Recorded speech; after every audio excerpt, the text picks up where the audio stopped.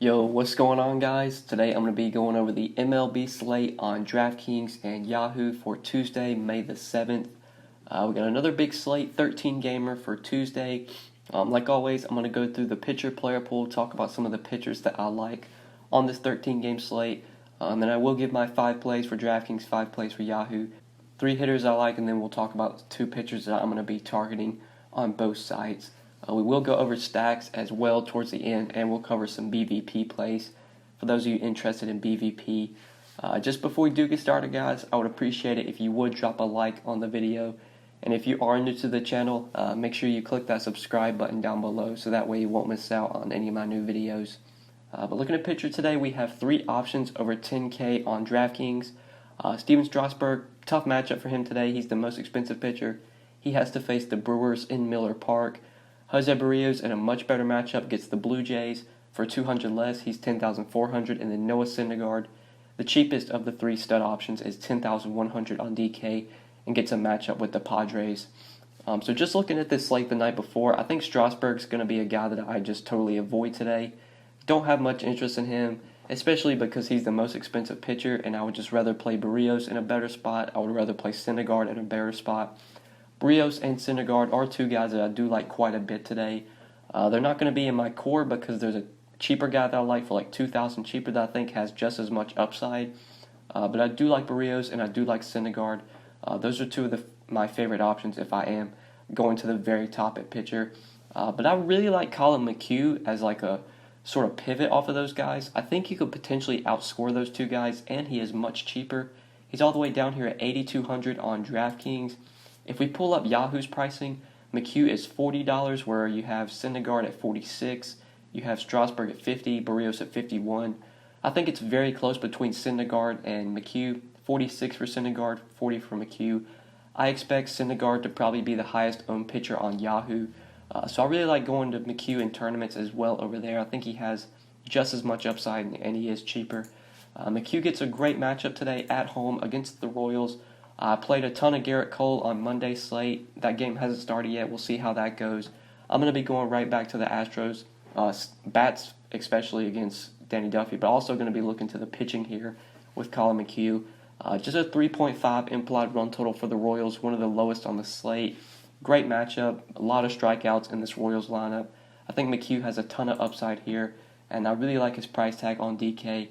This is a guy that's shown upside this year. He's had some big games against the Yankees. 6 innings, 9 Ks, 28 DraftKings points. Against Oakland, 6 innings, 5 Ks, 25 DK points. 5 innings, 9 Ks against Tampa Bay, 22 DK points. Has had a couple rough starts against Minnesota and Texas. In Texas, I could see where he kind of struggled there. Negative 14 DK points. After that game, he did pitch very well, though, against Cleveland, getting 9 Ks through 5 2/3 innings, allowing 3 runs. Against Minnesota in his last start, he struggled a bit, 4 runs through 6 innings, only 2 strikeouts.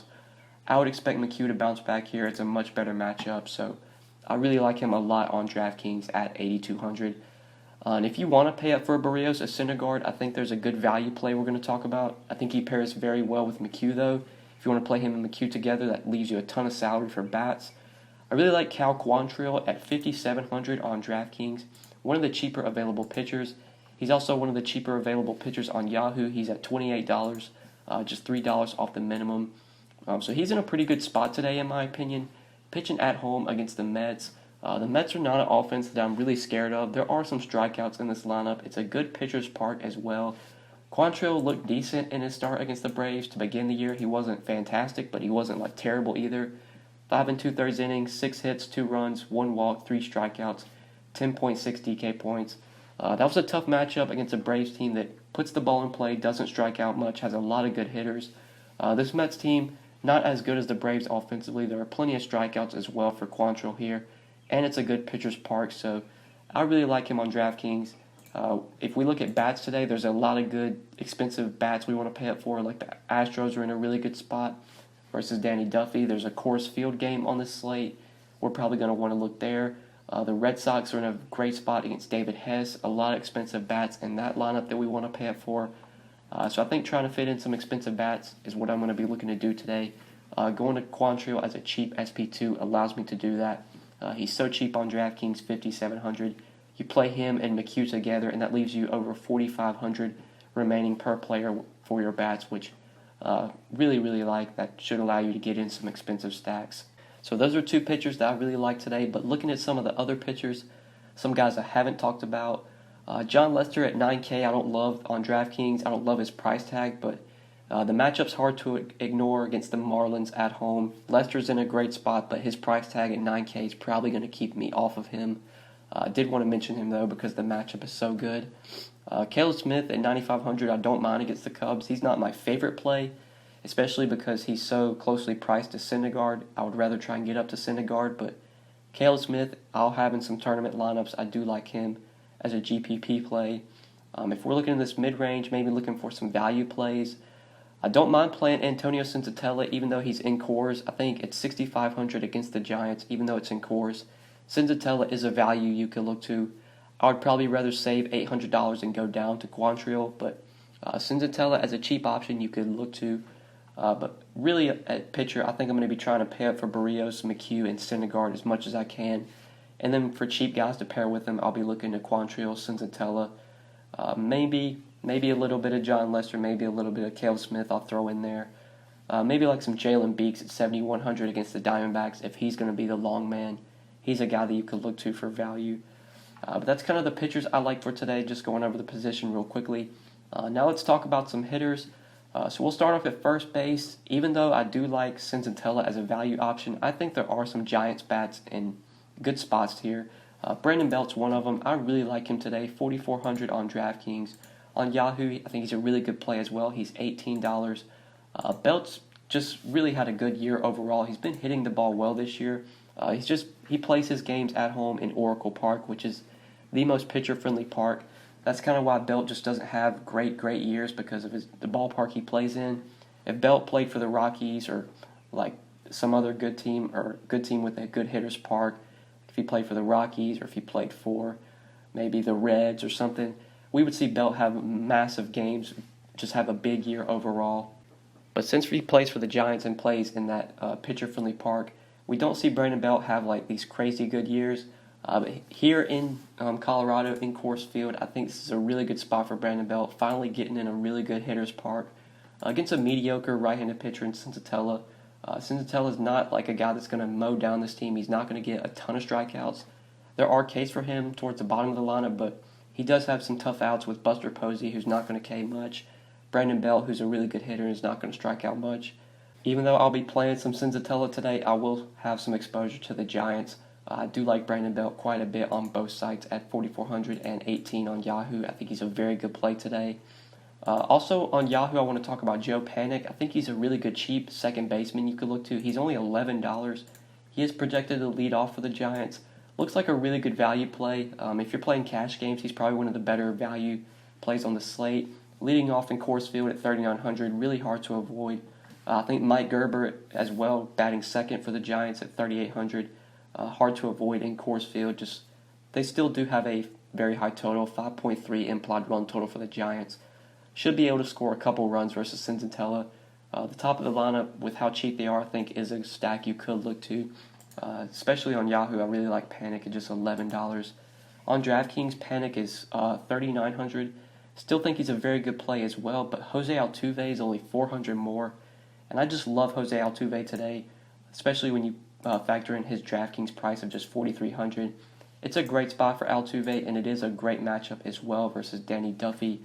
Astros are in a really good spot here, facing a lefty in Duffy who's just not very good. The Astros have a ton of good right-handed bats that can hit lefties well. Springer, Altuve, Bregman, Correa are obviously the first four that come to mind, but you have Gurriel, who's decent versus lefties, Tyler White, Chirinos, Marisnik.